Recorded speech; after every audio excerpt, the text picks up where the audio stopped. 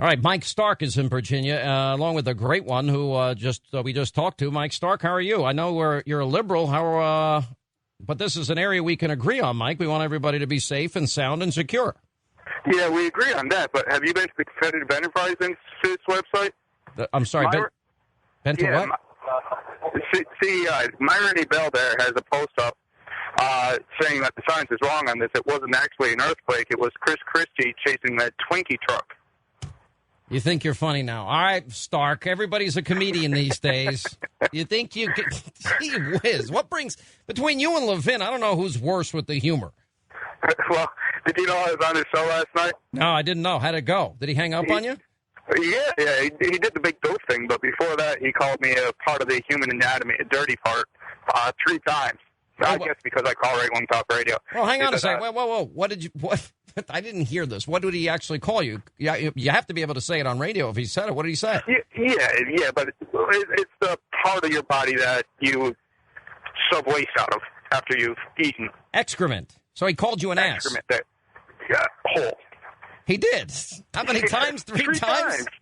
3 times. In one show? He said, I'm going to let Hannity deal with it. All I was doing was bringing up the point that, conservative media is dominated in this country between Fox News and talk radio. Oh, stop it. Now you do sound like what he called you. Well, you don't think so? Fox News has choice of the audience. Wait a minute. But we're not forcing people. We're not chaining them down to their chairs to watch. We produce a product that people choose to see. There's enough... I never said anything about forcing it. He was talking about, he had some woman on talking about how conservatives have real difficulty getting their message out. And I said, Fox News is huge. Talk radio. I mean, geez, Sean, you talk to more people every day than anyone else in America except Rush Limbaugh, right?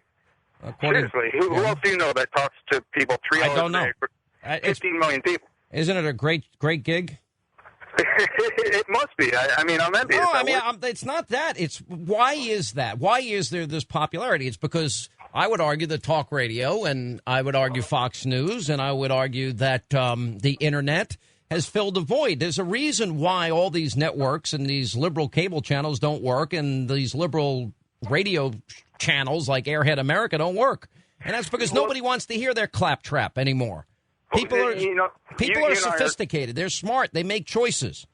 You and I are going to agree on this a little bit. I think the reason the liberal blogosphere just absolutely dominates the conservative blogosphere is because liberals like to read, and until then, we really didn't have that much. With all due respect, I don't know how aware you are of the conservative blogosphere. It's massive. It is just massive. If you're talking about the Daily Kooks or the Huffington Post, I'm not sure what you're referring to. But if you look at, any of these conservative websites out there, and I can name numerous ones, but I don't want to miss a few, they're massive. Yeah, I think some of them have grown lately, but there have been huge investments. On the part of right-wing benefactors, the liberal netroots has been pretty much organic. I think George Soros has played a pretty big role in helping. Let's see, Think Progress, Media Matters, and all these liberal groups. Whose mission? By the way, their mission is to silence me. Do you ever tell them that you like Hannity and you want to keep me on the air because I let you on? Why don't you call him and say Hannity's really a good guy? Get off his back. Leave him alone. Because I don't think they're on your back. They're holding you accountable. You don't want to be held accountable? You don't accountable want to be corrected when you get something wrong? All they do is nitpick these groups over little stupid things. 90% of the time, they're wrong. Oh, come on. Talk radio is a big nest of nitpicking. We're on opposite sides of the war, but we're firing the same bullets. Well, I wouldn't. See, there you go. Just like Sarah Palin. You're using these war analogies here. Are you threatening me, Mike Stark? That's how a liberal would take that. Sean? You see, liberals are humorless, and that's the difference. I give you some credit. You do have a little bit of a sense of humor, but you think about that. We're still firing the same bullets. You know how many liberals would go nuts if I said that? Well, we're all in the same war. We're just firing the same bullets. We're in a different war.